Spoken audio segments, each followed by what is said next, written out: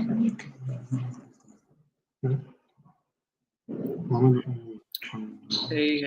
everyone. Hey Anibal, how are you? Could you see us? Okay.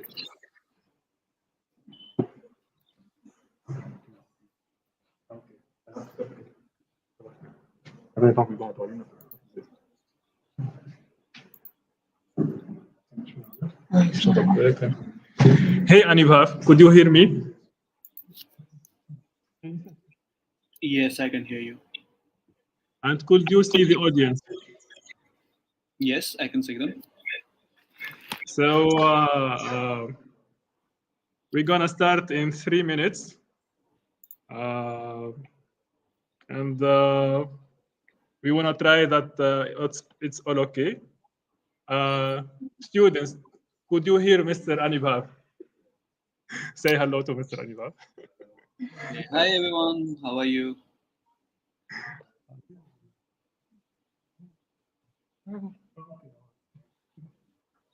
Yeah, everybody say hi.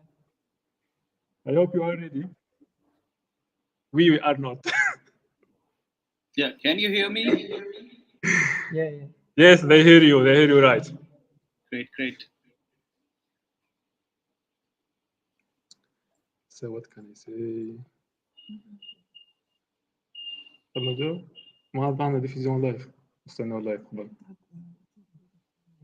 هذه لايف اصلا في فول. So anyway, do you want to start before 2 minutes, or do you want to wait until do you want to wait these 2 minutes? Yeah, I guess we could definitely start. Okay, so I want to just give a talk of 2 minutes, 2 slides, and then I will give you to speak to the audience. Sure. Okay, thanks a lot. عليكم السلام.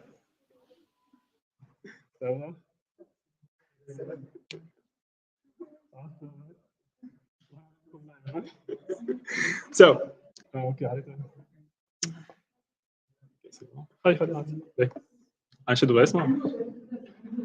we're gonna start, people. Please take your places.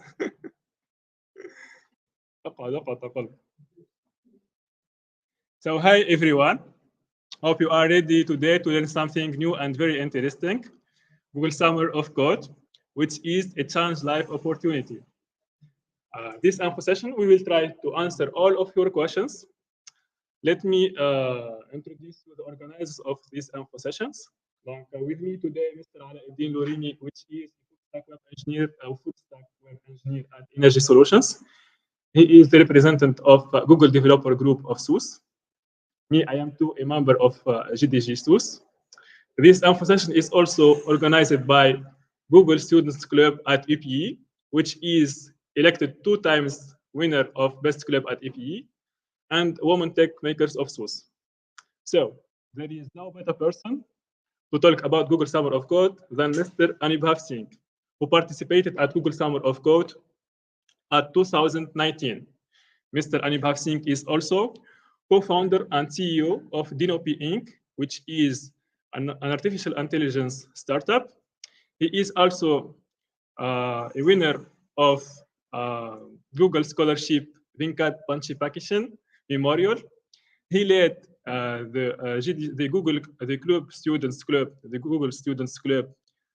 Let me say the name correctly, NCEC community, and he now led the GDG Cloud Kolkata community. He was also recognized as an Intel software innovator. He is also a writer. He writes 2 books about deep learning. So let's give a big welcome to Mr. Anibal. Mr. Anibal, you are welcome to engage.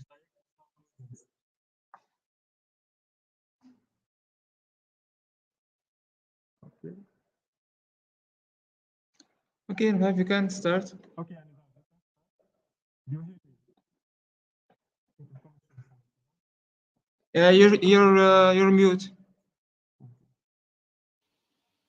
Hey, can you please bring up my slides? I'll start from there. Yeah, could you share your screen? Yes, I have already shared my screen. No, it's not shared. Give me a minute. Okay. Yeah, now it's good. Looks good. Do you think you could change the layout of StreamYard, putting me on the left? In the left, yeah. Okay, yeah, sure. Yeah, that's Like great. this? Thank you. Yeah, okay. Okay, so hi everyone. Good afternoon, I believe. Um, I'm Anubhav. I will be talking about Introduction to Google Summer of Code today. And I have been a part of Google Summer of Code 2019. Although the program has changed a bit since then, uh, there are some practices about GSoC which I believe will still hold, and there are some general rules of open source which always hold everywhere, right? So Google Summer of Code is a specific part of open source, right? So why the topic, right? Why are we talking about this? Um, the idea is to make your open source experience interesting while you're a student, or even if you have completed your college, you will be able to participate in the Google Summer of Code. I guess starting this year, it has been open to everyone who is 18 years or above. And even if you are not enrolled in a computer science course, right? Even then you can participate. This was different a few years back. You needed to be a student of a computer science course full time, right? Anyway, so what is GSoC? What is Google Summer of Code? Uh, lines copied directly from their own website. It's a global online program focused on bringing new contributors into open source software development, right? So we need to understand what it says when it says that it's focused on bringing new contributors into open source software development, right? It does not want people who are already veterans, as in, if you go through the rules of the Google Summer of Code, there is some eligibility criteria which you need to you know check on, and only if you are meeting that eligibility criteria you will be able to participate in the Summer of Code. uh, I have linked that at the end of this presentation, and I hope once you go through it, most of you will be eligible. There are only a few people who are not eligible for this, so most of it will be easy for you to clear. And the main features of GSoC are that, the first of all, it has a global participation, right? Pretty much everywhere in the world, I guess more than 150 countries participate in Google Summer of Code every year, and the quality of organizations, mentors, and students is very high in this particular program, right? So whatever organizations are getting accepted, whatever mentors they appoint, and whatever students they select, all of it is mostly of good quality. And compared to other similar programs, you will find some of the largest and most popular organizations here, which may not participate in other programs. It runs for 12 weeks, and the 12 weeks thing is not strictly enforced. Most of the participants will complete it in 12 weeks, but it will be extended for a few weeks by students who could not complete it in 12 weeks with valid reasons. It will be extended by, I guess, 3 to 4 weeks, and you will have extra time to complete your GSoC period. Although you need to present a very strong reason for why you need an extension. Considering all the things that are going on in the world right now, this has been made a provision.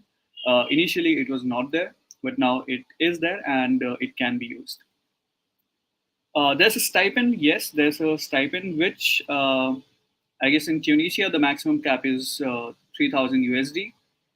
And this stipend could be, you could say that this stipend is just a lucrative thing for bringing students into GSoC, but at the same time, this stipend is sometimes life changing for some students, and you cannot know what is the use that a student will put this USD 3,000 to, and you just hope that it will be something which helps the student uh, cover up either his college fee, or maybe get something more critical done with it. And students definitely want this stipend to be there, and it's a great plus, right? There are a lot of open source programs which do not offer such stipend. And while they might be great programs, it sets them apart from GSoC, and GSoC has the potential to change lives. I guess a lot of people tell you that it's a golden opportunity, it's a life-changing opportunity, and there's this stipend involved, which is kind of a major part of it, right? And then the recognition by recruiters and universities. A lot of recruiters will, highlight your profile, highlight your resume if it lists GSoC on it, and universities will give you academic credits for participation in GSoC. The Google Summer of Code team reaches out to universities to make them accept your time spent on GSoC as college credit time. And in my own case, I did get some college credit for my participation time in GSoC. And if your university is not accepting it right away, you could just get them in touch with the GSoC organizers, and they usually try to work it out. Why should you be a part of GSoC? Very simply, there's a world of growth beyond the textbook, right? There is no way any textbook is going to teach you what experience of GSoC is going to, because the benefits that you see in GSoC, connecting with amazing developers all over the world. So pretty much every country has people representing them in open source, and mostly in GSoC. There's global recognition of what you do. The reason why you recognize me right now is because I have been a part of GSoC, right? So when I say I have been a part of GSoC, even you know what I'm talking about. And there's that kind of global recognition associated with it, right? You could pretty much walk into any major developer circle of any country and you can say that I'm a GSoC participant, and they know exactly what kind of skills and what kind of developer you are. There's mentoring involved. You get good guidance. A lot of us are just lost while we are in college, and the mentoring is a huge opportunity for us to see how how you could build better software. And this is pretty much different from the kind of mentoring that your faculty might provide, because they have certain academic coursework goals to meet, instead of meeting the industry standards all the time. So there could be a disparity between the two. But the mentoring that you will receive at GSoC, that will be strictly industry geared. The stipend, there's one benefit. The skills, you will be developing skills which will be continuously monitored by people all over the world, right? Anyone can see the code that you put up on that open source repo, and you will be sometimes criticized for bad code. Sometimes you will be encouraged for good code. And in case you have questions or doubts that you put up in a public repo, then there will be people who will be able to guide you with all the experience that they have had, right? And there are people in GSoC who have had 20-30 years of experience of building code, and your code will be available to them, and they will be helping you improve your skills. Then there's the ownership. The when you are in GSoC and you're there for a period of 12 weeks, which is not less period. So when you are in GSoC for 12 weeks, say in your first week you took a decision and you wrote some kind of code. By the 12th week, you will know whether it had a good effect or not, right? So, and if it goes south, then you will be caught, and people will be like, yeah, it was your decision and you did this, so please own it up and fix it, right? In a shorter program, there might not have been much of an ownership. You could have written some code, and a month later you would have left that program, and life is good, right? Someone else is fixing your wrong decisions. But in GSoC, with the amount of time that you spend on it, you will have to own up to the code that you do, right? And then companies love open source on their profiles. A lot of companies actually hire people directly from GSoC, although this is not official. It's never said anywhere that people will be hired from GSoC, but a lot of companies just convert their GSoC students to interns, and then later on to full-time employees. There's a ton of examples for that that I could give. Like in my own personal circle, I know at least a dozen people who have first being GSoC contributors, then became interns, and then became full-time employees. Right? There are companies like Canonical. Just to give example of a few, there's Automatic, the one that makes WordPress. If you have made WordPress blogs, I'm not sure how many of you recognize this logo. Can you? Yeah, can I get some answers? Do anyone recognize this logo? I'm not sure if I could hear you in any manner. They recognize it. Canonical, we use to hear that. Canonical is. Let me just go ahead. Yeah, this is Google open source. In case you're wondering, this is Google open source, and Google open source is actually the organization or the entity behind Google Summer of Code. We also have. So there are some problems associated with GSoC. Although I won't call them problems, I would call them challenges, because let's face it, like nothing great in life is easy, right? And since you are participating in such a program which is like global and everything, there's going to be some kind of challenges in it. The first being requires consistent efforts for a long period. Even before you start with the GSoC coding period, right? You need to start contributing to the repos almost around 2-3 months before, and you need to be consistent with it, right? You can't just put in some PRs on the first day and then disappear for a week, come back later and put some more PRs, disappear for 2 weeks. That is inconsistency. That is going to be a major red flag for the mentors. They are probably not going to select you because they're like, even if we select this guy, he will come in, probably code for 2 or 3 days and then disappear, right? So you need to be consistent. You need to be present all the time. And you need to start doing this even like 2 to 3 months before GSoC, before the application period starts, right? And you need to be consistent after you're selected. After you're selected, it's even more critical that you're consistent and that you are always available to do what's needed. Working in different time zones is a major challenge for people who are strictly following a routine of their own time zone. When I was working in GSoC, I was working with an organization that was based in the US, and that is pretty much on the opposite side of the earth for me. There's a 12 hours difference between where I was and where they were. The rest of the organization was, and we needed to sync up at times. So eventually the time that we reached for the weekly or the bi-weekly sync ups was around 6 a.m. in the morning for me, and that was like 6 or 7 p.m. for them, right? So there's going to be some kind of adjustment that you will need with time zones. I'm someone who never wakes up at 6 a.m. Working with deadlines, there will be deadlines and you will feel the pinch, because as students in college, although we do have deadlines for assignments and everything, you could get it extended. You could just sometimes you could just put in a valid reason and that gets extended.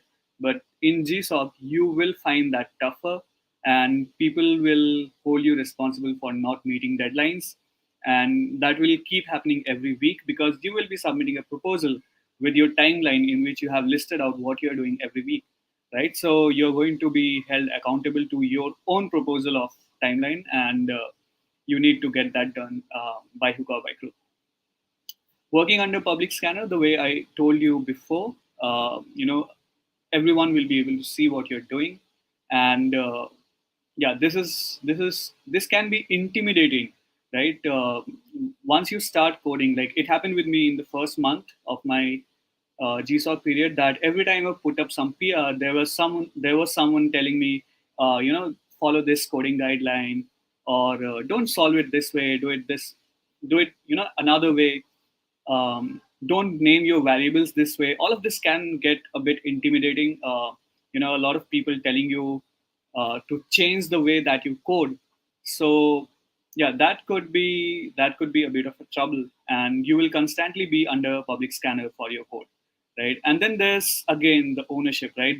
Ownership was a benefit, and ownership is also it can also be tough to deal with, because sometimes what you code might not be the best thing, and later on it could come back to bite you, and you would have to do a major refactor. And it's always very tough to own up and say that, hey, sorry, I think what I did earlier was not right. So that's the kind of situation you could be in, and there's always a good way to handle that, but no one wants to be in that soup, right? And before we proceed, there's this thing that you may not have open source experience. A lot of college students do not have open source experience, and in case you do not have, this is something which you need to know. Open source can be tough and it can be easy. There are projects which are very large and very complex. There are projects which are very small and very easy, and it can be something which is very traditional. A lot of software has been built around that, or it could be something which is groundbreaking. Think about Web3 projects which are coming up every other day. So all of them are brand new. The technology is very new, and whatever you will be working with will probably not have enough documentation on the internet. So it could be easy, it could be tough, it could be old, or it could be new. But you get to choose what works for you, right? If you feel that you're comfortable with something which is very tough, go for it. You will eventually find something which works for you, and once it does, just go ahead with it, right? And I will not go deep into getting started with open source. I'll just quickly link you to my slides, although I'm not sure why it's not coming up. Okay, so here's a video of a previous session which I presented, and you could just go to either the slides or the session recording to see that session, which introduces you to open source. Moving forward. For introducing me, I believe that was a pretty long introduction, so Yep.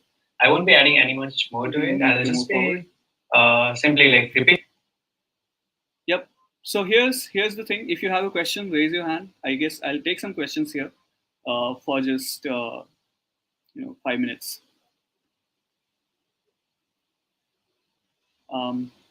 So, Can I see the audience? Is it done? no, not yet.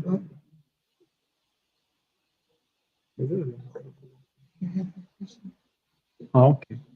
Anibhav, can you hear us? Hello? Anibhav? Okay, in case it is not, I think we should move forward. Can you hear us? Yeah, let's keep the questions for the end then. Preparing for GSoC. This is where we start, deep diving into GSoC. These are a few things which you need to remember all the time. These are going to be kind of your three main things that you will be doing almost through the entire period of your Google Summer of Code. Understand what's needed, communicate, and code, right? So these are the three most important things which you will be doing most of the time, right? You will be trying to understand what is needed, you will communicate about it, and you will code it, right? So let's get them in detail, right? So the checklist for GSoC preparation: determine your skill set or interest. Skill set or interest, they are not interchangeably used. They could be two different things. You could be very interested in something else, and your skill set could be in something else entirely, right? So determine what you are good at. Find a project that matches your skill set or interest, because sometimes you might be skilled at something, but you're like you are just going to do your GSoC in something which you are very interested in, although it's not in your current skill set. That's possible. Not very encouraged, but yes, that's possible. Decide if you would like to work in that organization. Now here's the thing, right? So there's a number of organizations. I guess this time there's 202 organizations, and they will have a number of projects inside them, right? So each organization will have, say, at least one project. I guess on an average they have around 3 to 4 projects, right? Determine the need of the projects and communicate and contribute. This is something which you will do with the community, the mentors, and contributing will be to the project repo. And then finally, you build a proposal for your Google Summer of Code application, right? So let's focus on determining your skill set and finding a project that matches it. So let's say you are good at X technology. Let it be, say, machine learning, right? So if you're good at machine learning, find projects which use machine learning. Do not try to find projects which are probably in DevOps or maybe in some other domain of technology. That's not going to help you. You need to play by your skill set. Do not commit to learning another technology. Why? Say, for example, a lot of machine learning projects also have a part which deals with web development, because that is, whenever you have a machine learning model, the easiest way to deploy it is through APIs. So there will be some kind of backend which will be running there. Do not commit to learning Y technology unless you are very sure that you can master it in a short time. And this is in general discouraged, right? You may be able to, yes, if you feel you can, then definitely try that. But otherwise, this is discouraged. Just play by your rules.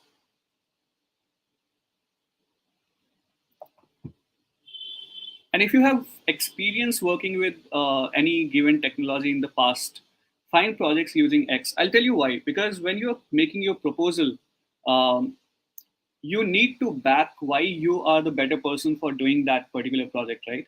And having past experience working with that particular technology is the best way to do that, right? If you tell someone that you are very good at machine learning, that is just you telling, that is just your word for it, right? But if you have in the past worked on, say, 2 projects of machine learning, and you show them that, hey, look at these projects of machine learning, this is what I have done, and I can do something similar to this for you, that is much more convincing, right? Read through the project list of ideas. Every organization has a project list of ideas, and without that, they cannot actually participate in GSoC. It's a mandatory requirement. So whenever you see the page of any organization, look for their project list of ideas, and in that project list of ideas, sometimes you will find the project. The project is, say, about web development, entirely about web development, and then it says that the next feature that we are building is about machine learning, right? And that is where you can hit, that is where you will be a very good fit, that is matching your current skill set. So you need to find such projects as well.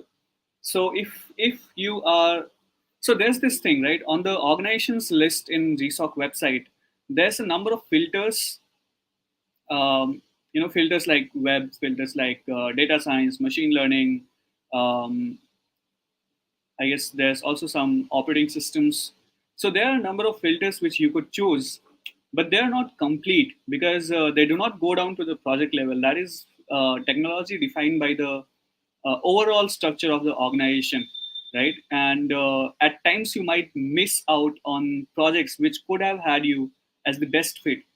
That's why it's suggested that even if an organization does not appear to use the technologies that you are good at, go through their project list of ideas and try to determine if actually they are going to look for a project which is relevant to your skill set, and you can apply for that very much.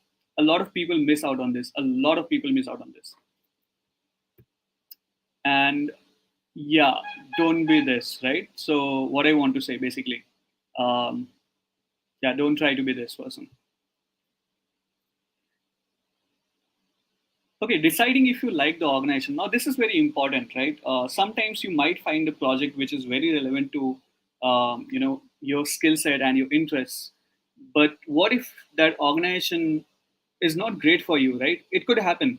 There are 200 organizations, and maybe if your skill set is machine learning, there might be, say, 50 of them working on it, and maybe out of them you will like 10 of them, and then you find that you are not feeling very welcome in, say, 5 of them. This is possible. Even though GSoC tries to make sure that every organization is free, fair, equal, and welcoming to everyone, but it might just happen that you do not like that organization, or maybe you do not like the way they take their technical decisions. Say, for example, there could be an organization which, when it has to choose between hosting their websites on, say, choosing between AWS and choosing between choosing between AWS and GCP, they just toss a coin and say it's GCP. There could be another organization which asks its community member that which one do you think is better, and they are everyone is just putting in their reasons, putting in their vote. So which one would you like better? Like someone who just tosses the coin, or the one which goes with discussion, right? And a lot of us have different opinions about this, and sometimes you might be the person who says that just toss the coin, I don't care, right? And you might be a person who says that no, I want to take part in this decision and kind of vote for it, which one is better. Depends on what kind of person you are. You might not like an organization, and if you feel that that is not the organization for you, then you will have a tough time contributing in it, because 12 weeks is not a short time, and you need to kind of mentally sync with the people in that particular organization. And unless you do, it's going to be tough, because you might like the project a lot, you might like the organization a lot, but if you are not able to sync with the people there, it's not going to work out, because it's the people you are dealing with at the end of the day. You're not dealing with the project as such. You are interacting with the people. You are being guided by someone who is in that community, who is a person, and you need to make sure that you have good sync with them. Once you find a project, you need to determine its needs, right? As I said, like, this is one of the most important things you will be doing all the time, even before GSoC and during your GSoC proposal period. And once your GSoC period starts, you will be doing this pretty much every day. Any decision that you make while you are coding, or when you're deciding which issues to pick up, so this will be the primary task that you will do, right? Every project has a certain purpose, and you will need to spend time understanding that purpose. Say, for example, this is a very common example that I give. If you look at the VLC media player, I'm not sure if it's very popular in Tunisia, but in India, it's like the default media player that we use in almost all the computers, right? So there's a VLC media player, which is a very popular open source video player, which supports almost all kind of file formats. And if you go to their website, they say that supporting the maximum number of video formats possible is their ultimate goal, right? So this is their goal. They want to support a lot of video formats, and they want to be able to play any kind of video on your computer. That is their main goal. What if someone says that since you are a video player and since you do it so nice, why don't you open a streaming website, something similar to YouTube? You can do it.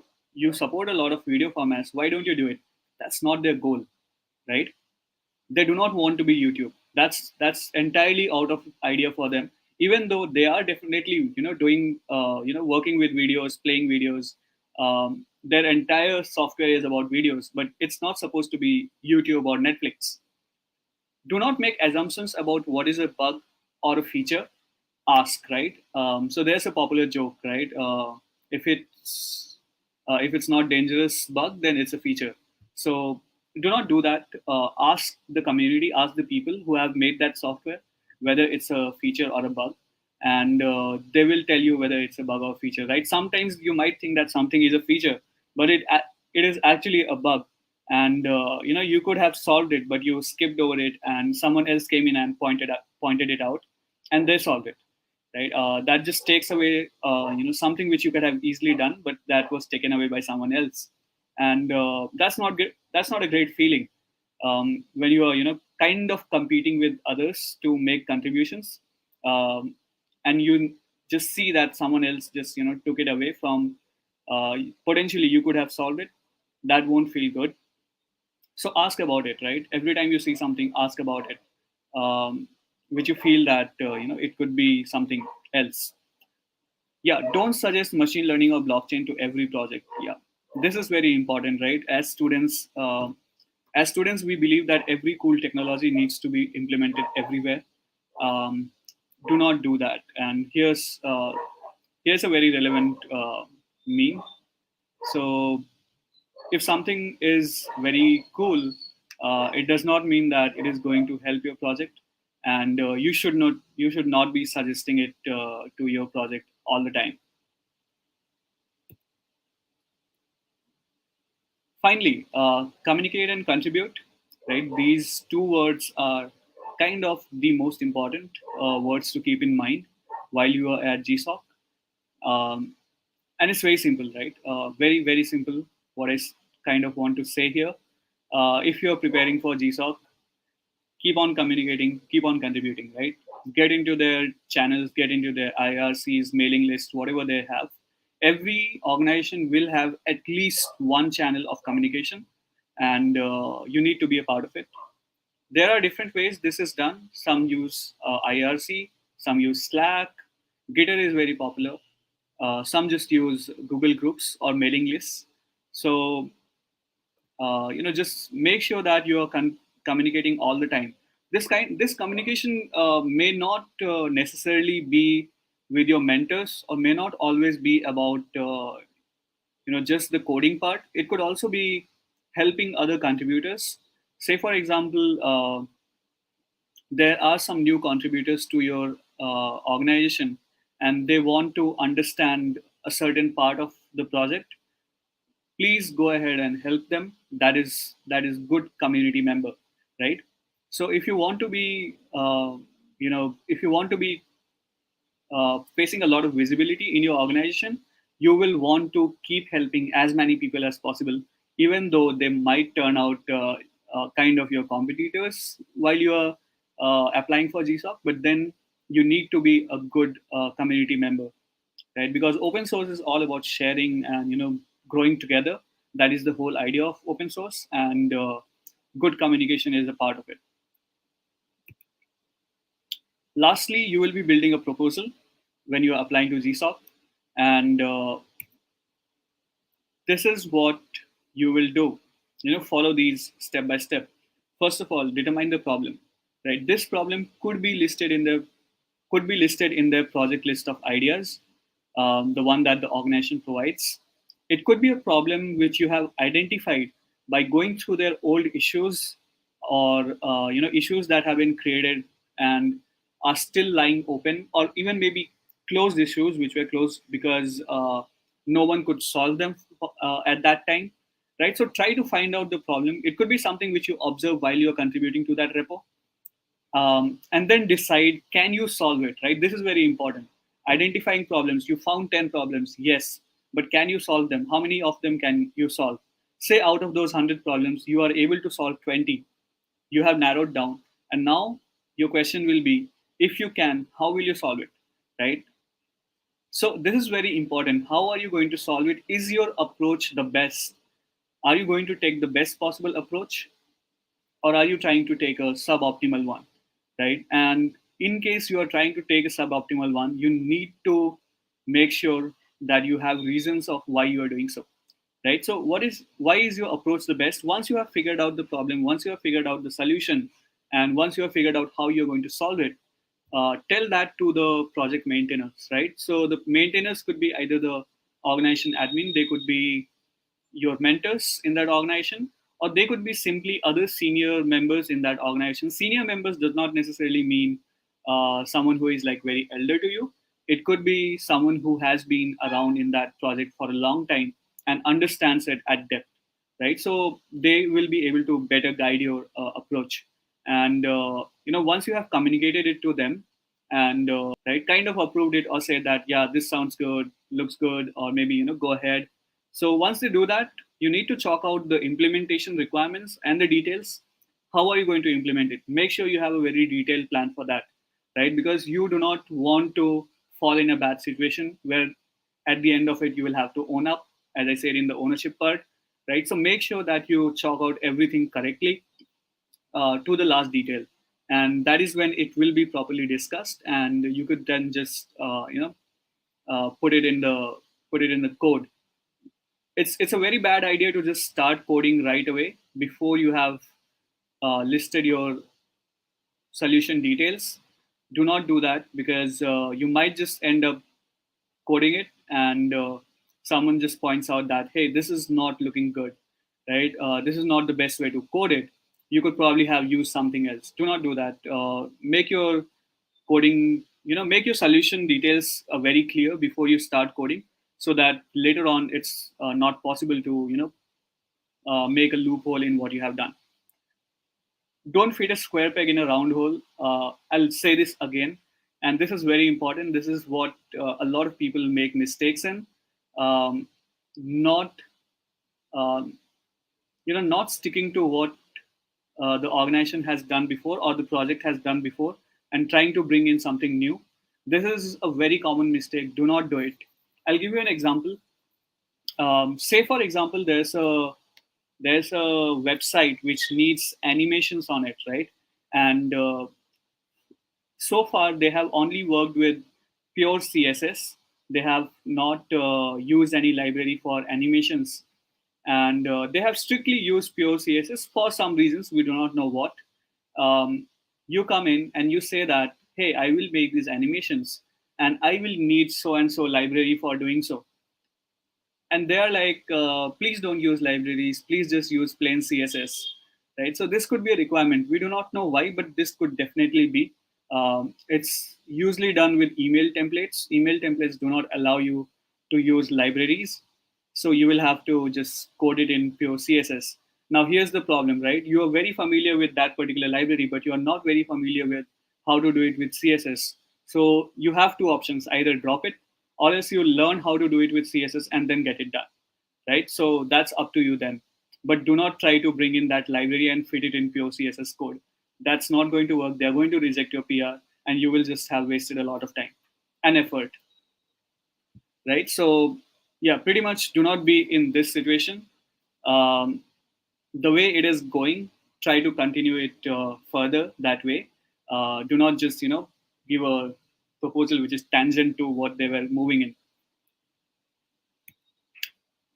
Yeah, code with the guidelines. Do not do this. There, every organization, and in fact almost down to every project, they will have some guidelines for how they code, how they want the code to be, and you will be expected to follow that regardless of what you have learned in the past.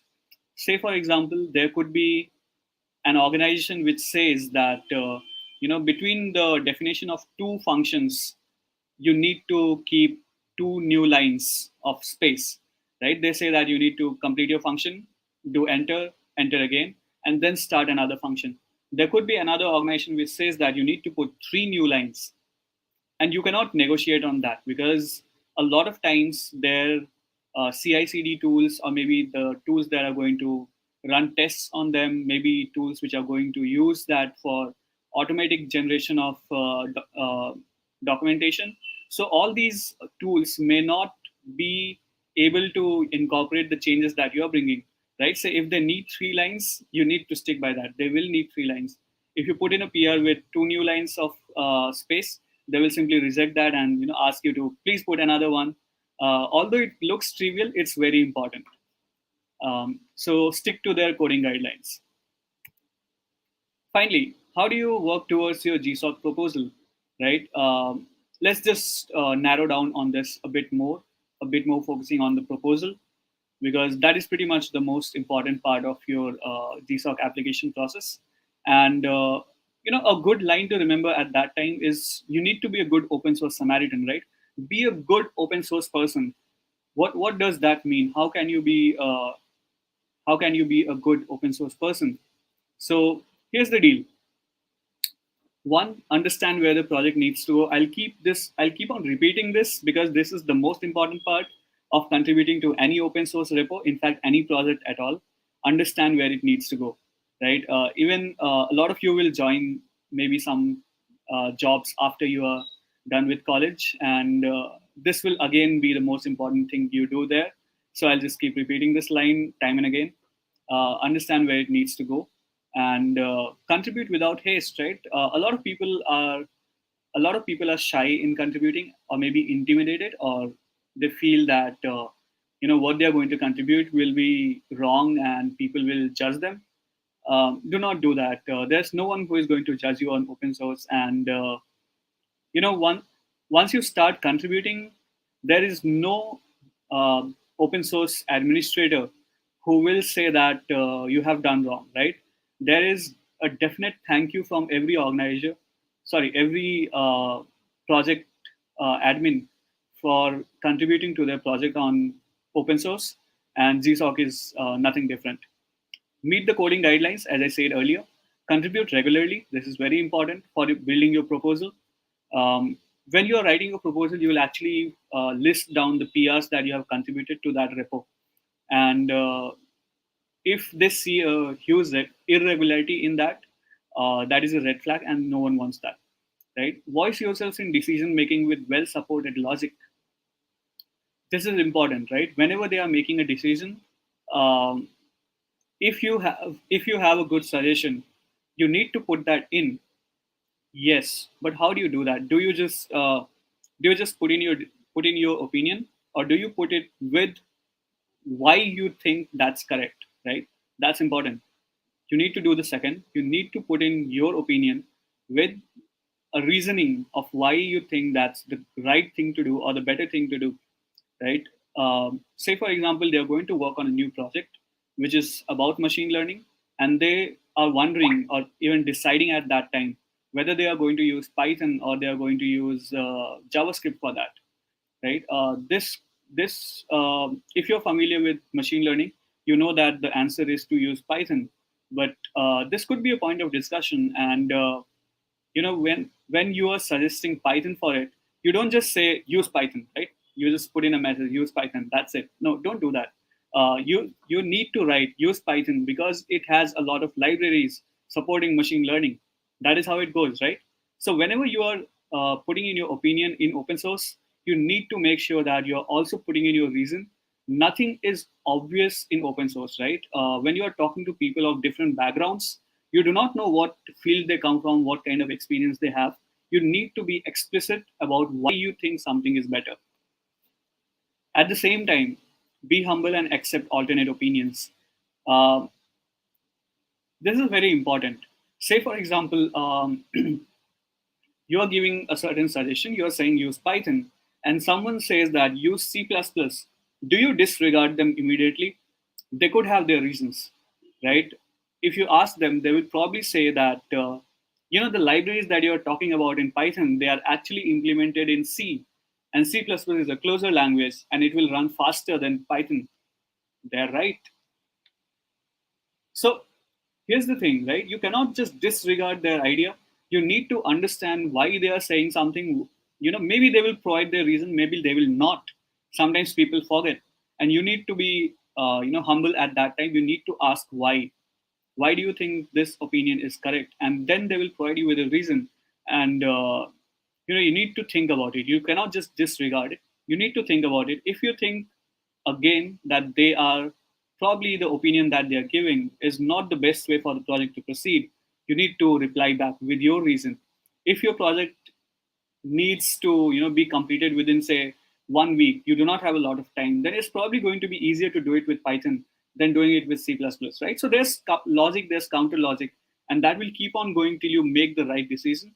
That is how open source works, and that is something you will need to do a lot in your GSoC period. Finally, have a solid proposal. Be clear about what you propose to do. A lot of people mess this up. They propose n number of things, right? They propose to do X, Y, Z, A, B, C, and they mix it all up.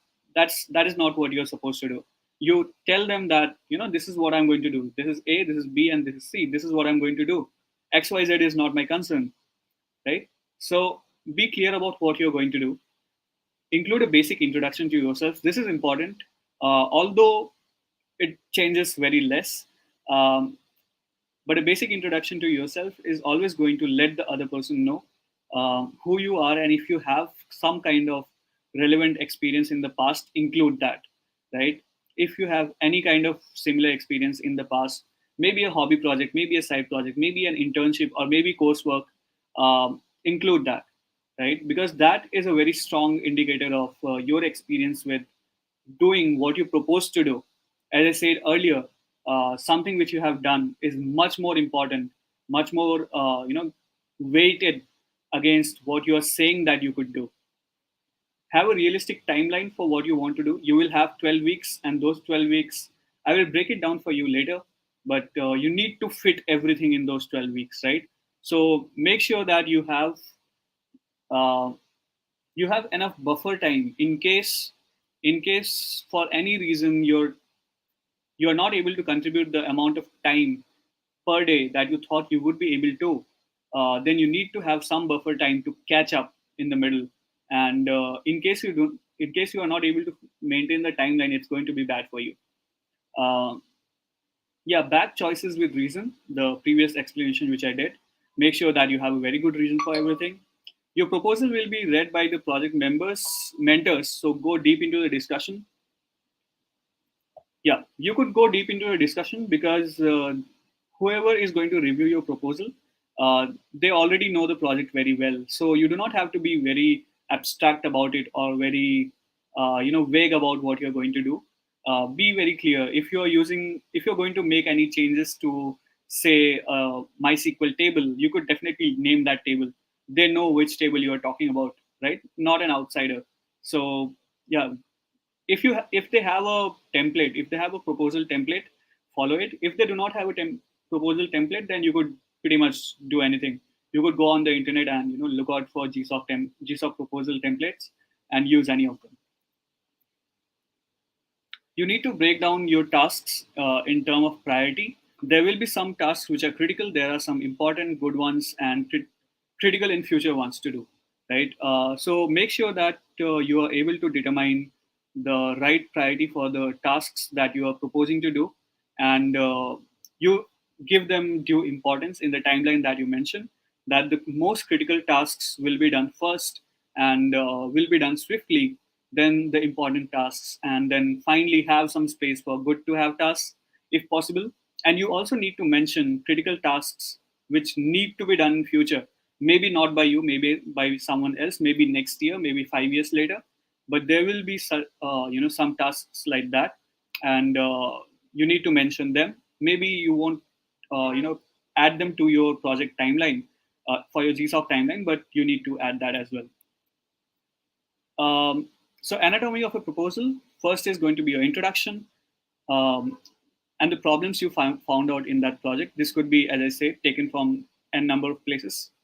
The overview of your proposal, then a detail, chalk out your timeline, give them a sample of what you're going to do every week, maybe every week or maybe every 2 weeks. Give them a timeline of what you're going to do during your 12 weeks. Finally, back why you are a good fit. Now, this is something which you could keep right after your introduction. Why are you a good fit for this? Because you are very skilled at this, because you have relevant experience in the past, or maybe because you have recently started working on this and you believe that you will be able to take it forward. Finally, declare your availability. You need to mention that you are available for, say, 6 hours every day. Say, for example, 5 days in a week, not all 7 days. They do not expect you to work beyond 40 hours in a week, right? So make sure you do that. Although I remember a lot of students, they don't give you a 8 into 5, as in 8 hours for 5 days. They give something like 6 hours for 5 days and then 5 hours for 2 days, right? So that is 40, and that is reaching the golden number 40. So you're done, right? So you could put your availability like that. Here's a sample proposal. Although there's not just a sample, this is the proposal which got me into GSoC in my year, and you are free to explore it later on. I'll share the slides with you. You will get all the links. So okay, we'll keep the questions at the end. Now, what can you expect from GSoC mentoring? This is what the mentors will do for you, right? Mentors will interact with you the most, and they will help you succeed better than anyone. Let's see how. So these are the things the mentor will do for you. They will help you understand the project at depth, because they know the project very well already. They will be able to guide you, to understand it very quickly. They will be able to help you understand the project vision, which might not be clear immediately to you. They will be able to provide that to you in maybe one line, and there cannot be a better discussion between you and your mentor at the very start of the program, where they explain to you where the project wants to go, right? And that is going to help you a lot in determining what the project needs. Provide you insight into whys of technical decisions made in the past. Since they have been around for a long time, they know why a certain decision was made. And you might question, like, why did you use X technology, back in the day? And they will give you a very clear reason of why they did that. Validate your ideas. Whenever you have a new idea, whenever you have a way of solving a problem, ask your mentor, and they will be able to tell you whether it's a good idea or not, depending on their experience of working in that project, right? They will be reviewing your contributions and help you polish them. This is something which will happen a lot. Whatever code you put up, whatever PR you put up, your mentor will go through it, and they will try to fix the issues for you. And at times they will just leave a review and ask you to fix it. Suggest you on managing your deadlines. Sometimes you might not be able to stick to your timeline, which you have mentioned, and they will be able to help you with managing the deadlines. Sometimes they might just, let you forward your deadlines, but the mentor is the first person you need to ask. And these are the things which you need to ask your mentor, maybe at the starting of the program, maybe through the program, but these are things which you need to ask. Why was something done or not done, right? At times you will see that some PRs which make sense to you have been closed for no reason, right? Or maybe a very small one-liner reason which you do not understand. You need to ask them why that was done, instead of worrying about it, like trying to just guess at why it was done. Why some issue or PR open since forever? There could be a PR. I remember my own PR, the last PR that I put in the repo, in my GSoC period, that remained open for almost 1.5 years, right? So there was some issue with it. Why was it open for 1.5 years? Usually PRs get closed in 2 days, right? So there could be a strong reason. What they think about your proposed solution to a problem. If you're blocked on an issue, seek help to unblock. This might happen that sometimes, because there are a number of participants, right? There are probably 4, 5, or even 20, or even 30 participants at the same time in the same repo. And they are probably solving a problem which after that you will be working on the same thing, right? Or maybe you need to use that. Maybe they are building a library which you need to use later on. So this is a blocker, right? You cannot move forward without that. So you need to ask them, like, when can that block be resolved, or if you could help resolve that block. So all these things, if you're blocked, you need to ask them. Which issue has more priority? As I said, there will be issues which are critical, important, good to have, and then critical in future. You need to be able to decide which one has more priority, and your mentor probably has a better idea of it than you do. Okay, so things which you do not want to ask your mentor, although conditions applied. Sometimes you might have to, but yeah, mostly you do not want to. To code for you, don't ever suggest that your mentor has to code for you. That's a very big no, right? I don't think even conditions apply to this. Your mentor should not code. To go soft on your code reviews, yes, at times it might happen that the mentor is going too hard, but mostly that's not going to happen. To let you work with a suboptimal solution, this is not encouraged, but sometimes it does happen, and the mentor has a stronger reason for it than you do. Sometimes they will optimize over time than quality, and that's okay in an open source project which needs to ship very quickly. Yeah, so this is what a mentor will do for you in a nutshell, and they will help you avoid getting into very bad situations. And very quickly, let's break down the 12 weeks of GSoC for you. This is what they will have primarily: planning, execution, and setting the tone for future. Setting the tone for future will probably come at the last, and planning and execution is something which will keep on repeating, right? So this is how the 12-week goes. Even before you start, you go for the community bonding, in which you talk to the mentors, they talk to you, and they try to understand who you are, what are your work times, what is your good time for connecting over a sync. Like, do you want to sync weekly, or do you want to sync 2 times a week? All those things will be set in the community bonding period. Then the first 40-45 days you will spend coding. There will be 4 or 5 days for evaluation. Then there's another 40-45 days of coding. These are 2 sprints of coding. Between them, you will have 1 evaluation. Towards the end of your second sprint of coding, you will have almost 5 days to 1 week to document everything that you have done in your entire GSoC period, right? This is very important because this is the one document which you will have probably put on the organization's website, and even included on the GSoC website, which is kind of your report, your project report for what you have done in the period of GSoC. And this is going to be very important because this is something which you will share around for probably all your life as a proof of your GSoC. So make sure that you do it very well. And then there's the final evaluation, which is the last 1 week. And honestly, in the last week, they're probably not going to assign you any new tasks. So if you finish everything that was assigned, then the last week is pretty much chill period for you while you wait for the final stipend to come in. And in a week of GSoC, these are the things which will happen in one given week. You will probably have 1 or 2 sync-ups with your mentors in which you provide them updates on what tasks you performed. And you will be planning for future. You will be adjusting your timeline if needed. Sometimes it might just happen that in a particular week, you could not work much. You probably had examinations. You probably had to deal with something that happens in life, right? Because life just happens. So you need to sometimes adjust timelines. And that will probably happen every week because you have like just 12 weeks. And there will be a lot of code, yes. You cannot be coding less and enjoying your GSoC period. That's not going to happen. The mentors will see that you're not coding enough, and they will just point that out.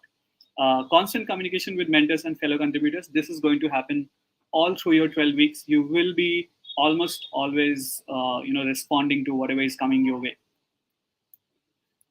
Finally, here are some quick tips. Although I am not going to give you the quick tips myself, there is actually a video provided by the team of Google Summer of Code themselves. I guess it's loading. There you go. Right, so you could watch this YouTube video. I have provided the link as well. And let's move on to the next one. Oops.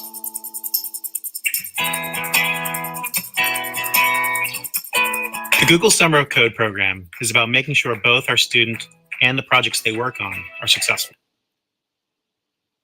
Okay. Yeah, so that was all about Google Summer of Code. And then finally, I'll very shortly talk about any alternative, if available, to Google Summer of Code. And definitely there are. This is a very popular one. Maybe you have heard of it, the MLH Fellowship, which is powered by GitHub. And there are a number of them. They are listed on this link. If you go, this will lead you to a repo. And they have listed around 50 to 100 such open source programs, which you could be a part of. And finally, I'll say that even if you're feeling less confident about making it to GSoC, just go for it. Just make your application, because the only way you're going to fail is if you have not tried. So make sure that you apply for GSoC this year as well. Even if you do not make it, you will know how not to fail, right? And finally, there are some references. There's the program website, rules, list of organizations, FAQ, contributor guide, and this is the end of the presentation. So if you have any questions, if not, just clap. And in case you are clapping, I hope it looks like this. And thank you for being an amazing audience. And this is how you could connect with me. And do we have questions now? I think I want to take some questions. So This is the end of the presentation. Thanks a lot, Anibal, for this opening introduction.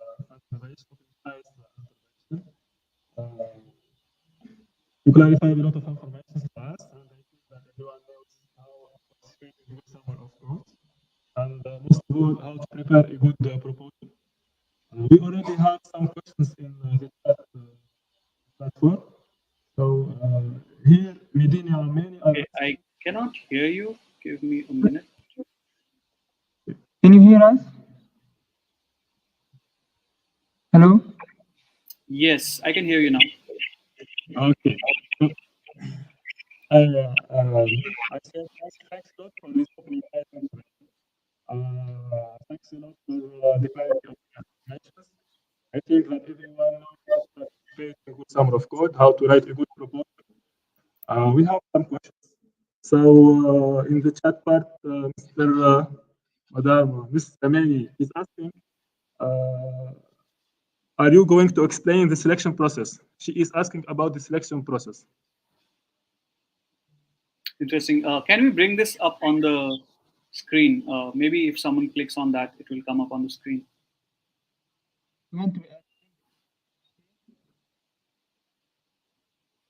Anyway, I'm just going to repeat the question. It says, are you going to explain the selection process? This is by Medini.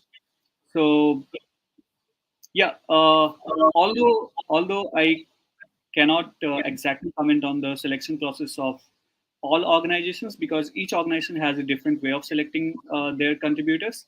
But the general idea is that you select someone who you believe will be able to contribute for the maximum amount of period, and they will be able to make true on the proposal that they submit within the given timeline, right? So the idea is that if I feel that someone has given a proposal which they cannot complete in 12 weeks, I will probably not select them. I'll probably select the guy who has given a proposal which they can complete in 10 weeks, but they have proposed it for 12 weeks. I'll probably go for that. The reason being that, a small completed feature is much better than a bigger uncompleted feature, because a completed feature is something which I can ship in the next iteration, next version of my product. But I cannot ship a uncompleted feature, right? And it's very difficult for anyone to pick up someone else's code and complete that, right? You will need another person to do that, and it may not just happen for another year when you participate again in GSoC. So that is one big reason. Um, a badly managed timeline is not going to help you. And as I said, an irregular contributor will not be accepted, mostly not accepted. And yeah, I guess if you introduce something which is not going exactly according to the plans of the organization, that is not going to get selected, because as I said, right, VLC media player does not want to become YouTube. So if you suggest something on those lines, even if your suggestion is very good, you are contributing regularly, but your suggestion is way out of what they want, it's not going to get selected. I think these are the primary three reasons why people do not get selected. How much time we need to write a good proposal? Yeah, this is very interesting, right? You could write a proposal in a single day, definitely, um, but sometimes it might take you weeks to write a good proposal. And I suggest that once you start contributing to a project and the application period is coming closer, say a week before the application period, start making your proposal, because uh, once the application period starts, a lot of people will start sending their applications to the mentors for reviewing them, right?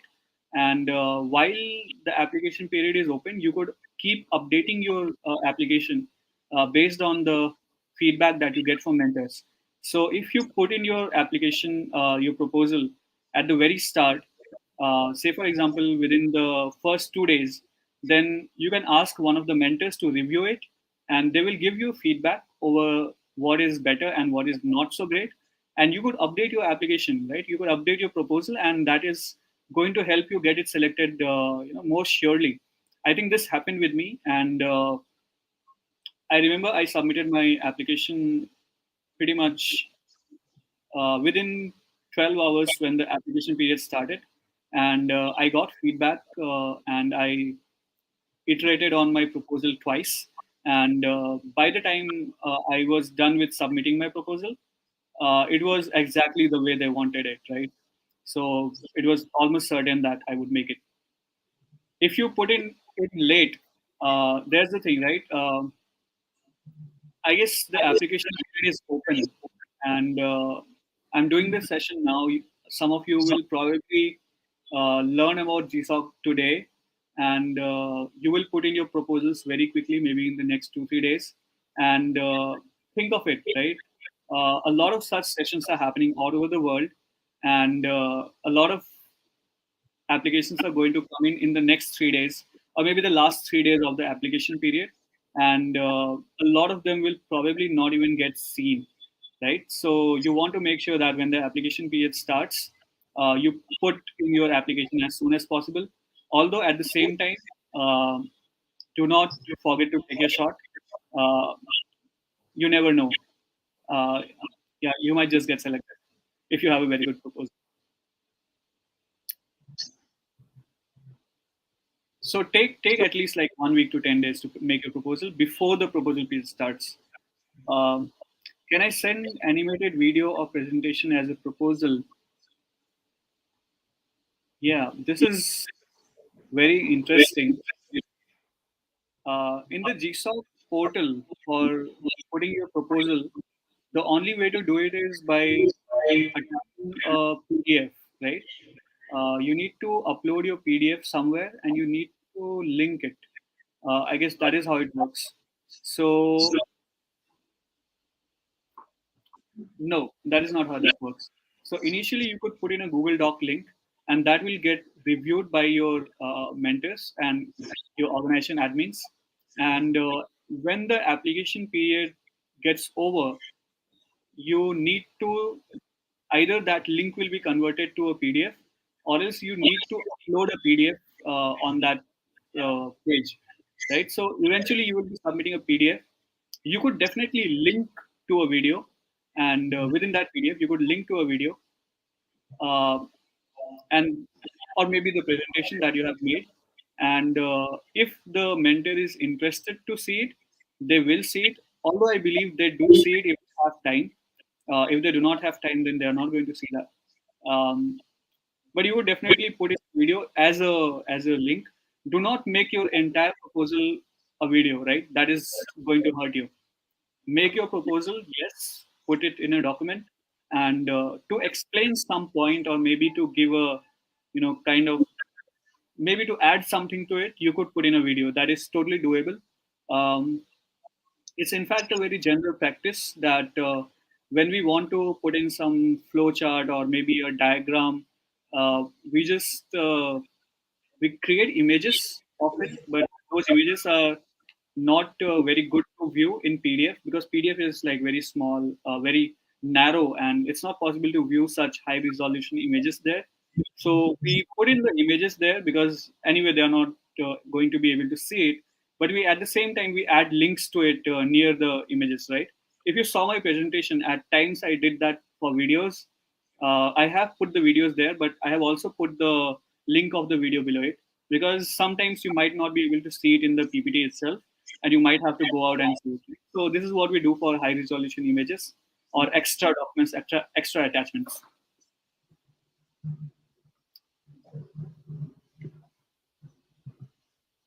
Is there any question, please?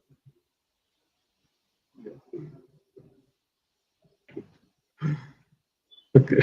So thanks, Anubhav. We are out of questions. I think everybody understands what is Google Summer of Code.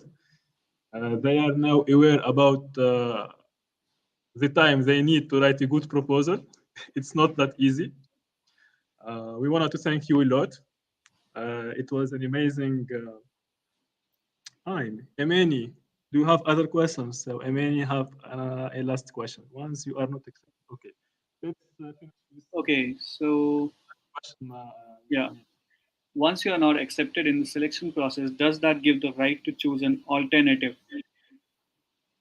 Uh, yeah, I'm not sure which alternative you're asking for.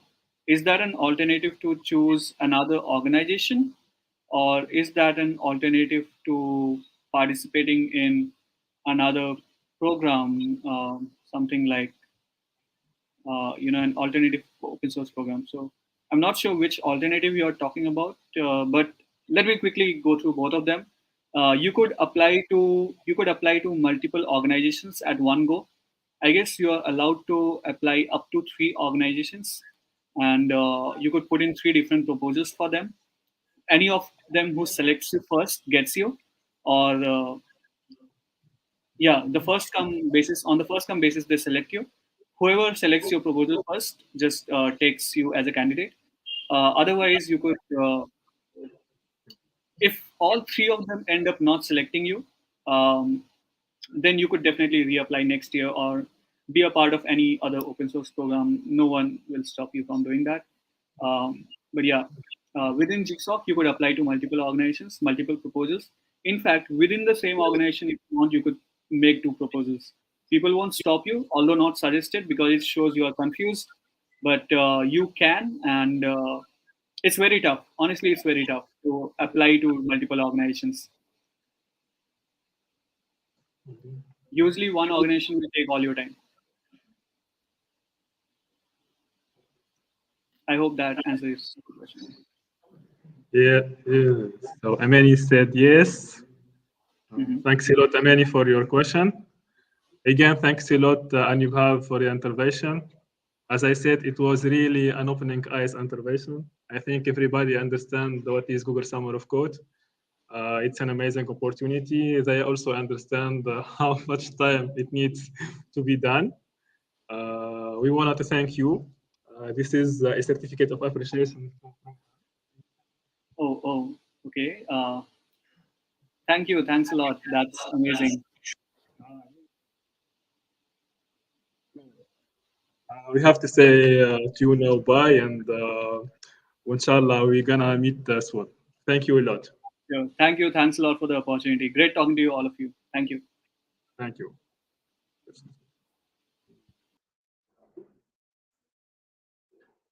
Why, come on.